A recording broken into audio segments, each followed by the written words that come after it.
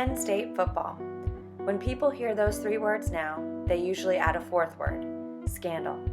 For many of us, the Jerry Sandusky scandal that broke in 2011 was yet another media circus that kept our televisions tuned to ESPN.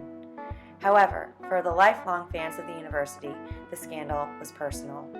Today, I'm going to speak with Penn State alumni and legacy Chris Shiloh about being a Penn State fan before, during, and after the scandal. So tell me about your family's history with Penn State. Well, my family's history with Penn State dates back to my grandparents. My grandfather, he went to Penn State, played football at Penn State, and later coached football at Penn State. He was an assistant coach with Joe Paterno. So Chris, tell me a little bit about growing up as a Penn State fan. Oh man, growing up a Penn State fan was great.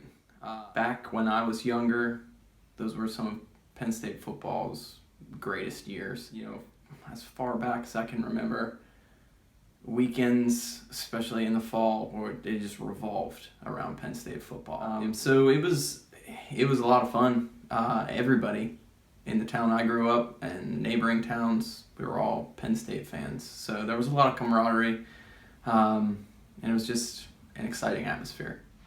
So tell me about your decision to go to Penn State. My decision to go to Penn State was a fairly easy one. Pretty much my entire family went to Penn State. Now, can you talk to me a little bit about remaining a fan even in the face of the Jerry Sandusky scandal? Yeah, the Sandusky incident was that was a tough one. Obviously, it was a horrific story. You know, it was a tough time for all of us to be fans of something that we all held so close to our hearts. You know, especially since we were children. The university and the football team just held so many great memories and stood for so many great things in all of our minds. And it was tough to kind of sit back and watch that crumble. I asked Chris if the Jerry Sandusky scandal had affected his grandfather's legacy. Yes, unfortunately, in some ways I think it has. Given the nature of the scandal, and you know, there's a lot of unknowns in the scandal as far as who knew what actions were taken, what actions weren't taken that should have been, that kind of thing, and who all exactly was involved. And you know, I think anybody who had any part of the coaching staff during the eras of any of the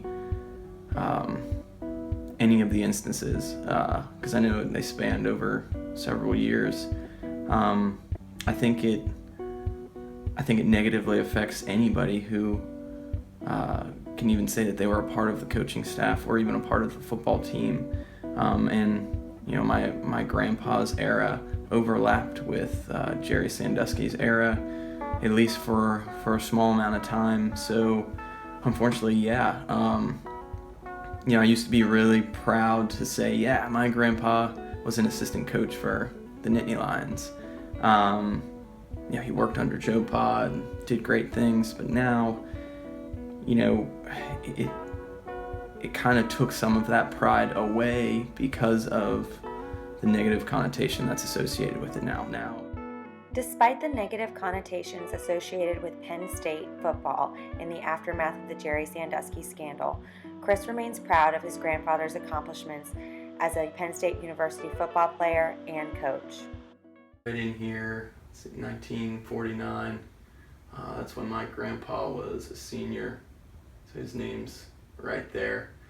He played from 1944 to 49.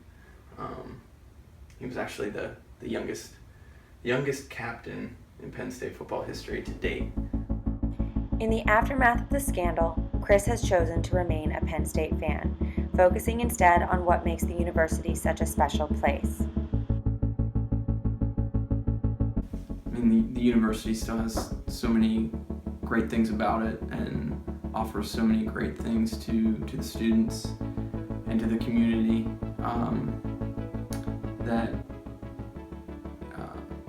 you can't let incidents like this define the entire university as a whole, because it's just much more than that.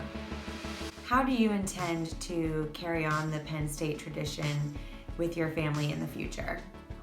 I mean, I intend to be a lifelong fan, and my hope is that when I have kids, that I can kind of teach them all the things that Penn State meant to me.